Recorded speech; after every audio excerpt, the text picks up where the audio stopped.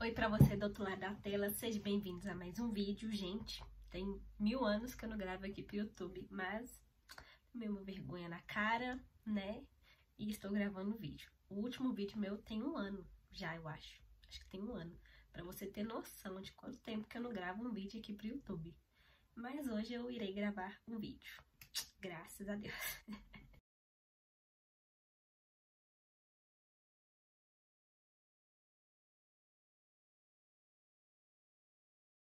Bom, e o tema do vídeo de hoje é: todos estamos afastados de Deus por causa dos nossos pecados.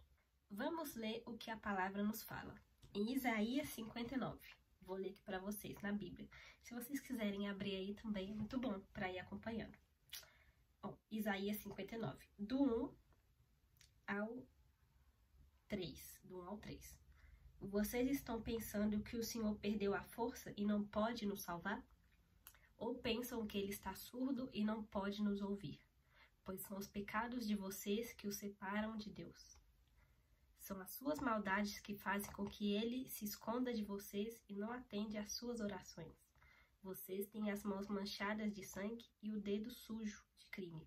Aqui na palavra, em Isaías 59, é bem claro quando fala que o Senhor não perdeu a força dele e que ele não é surdo que não possa nos ouvir.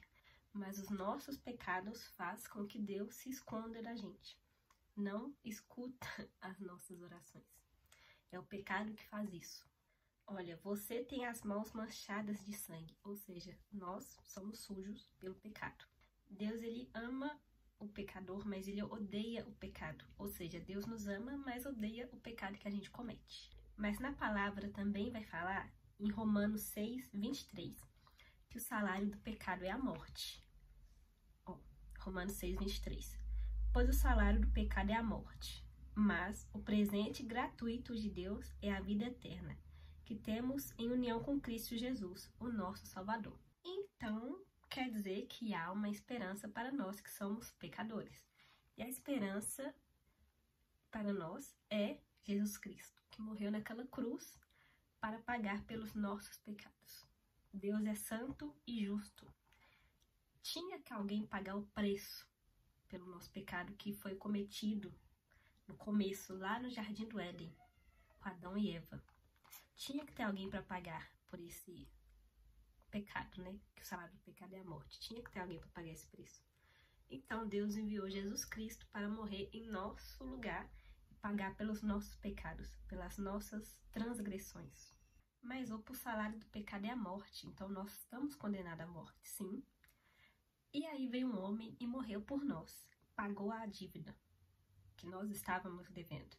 E agora, por esse ato, temos a chance de viver e viver eternamente. Vamos ver o que a palavra diz, em Romanos 3, do 21 ao 26.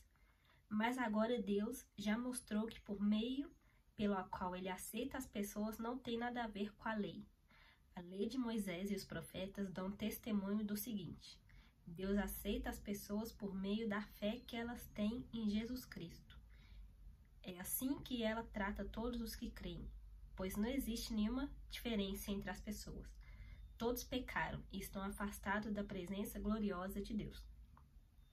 Mas pela sua graça, sem exigir nada, Deus aceita todos por meio de Jesus Cristo, que os salva. Deus ofereceu Cristo como sacrifício para que, pela sua morte na cruz, Cristo se tornasse o meio das pessoas receberem o perdão dos seus pecados pela fé nele. Deus quis mostrar com isso que ele é justo. No passado, ele foi paciente e não castigou as pessoas por causa dos seus pecados.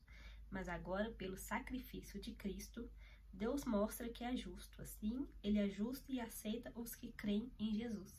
Ou seja, qual que é a nossa esperança? Jesus Cristo é crer no Filho de Deus, que ele veio e pagou a nossa conta. O que nós estávamos devendo, Jesus Cristo veio e pagou. Olha só, em Romanos 5, 16. E existe uma diferença entre aquilo que Deus dá e o pecado de um só homem, porque no caso do pecado, a condenação veio por causa de um só pecado. Porém, no caso da salvação, Deus perdoa os que têm cometido muitos pecados, embora não merecem esse perdão. Portanto, assim como um só pecado condenou todos os seres humanos, assim também um só ato de salvação liberta todos e lhes dá vida. Assim como muitos seres humanos se tornam pecadores por causa da desobediência de um só homem, assim também muitos serão aceitos por Deus por causa da obediência de um só homem. Não importa quantos pecados você tem, quantos pecados você já cometeu, a graça de Deus não é limitada. Não tem um limite, entendeu? Se você se arrepender de todo o coração e crer em Jesus Cristo, você será salvo. Devemos nós tomar parte do sofrimento e da morte de Cristo, para assim como Deus ressuscitou Jesus dentre os mortos, também possamos ser ressuscitados para a honra e glória do Deus vivo. E para finalizar, eu quero ler Romanos 6, do versículo de 6 ao número 10.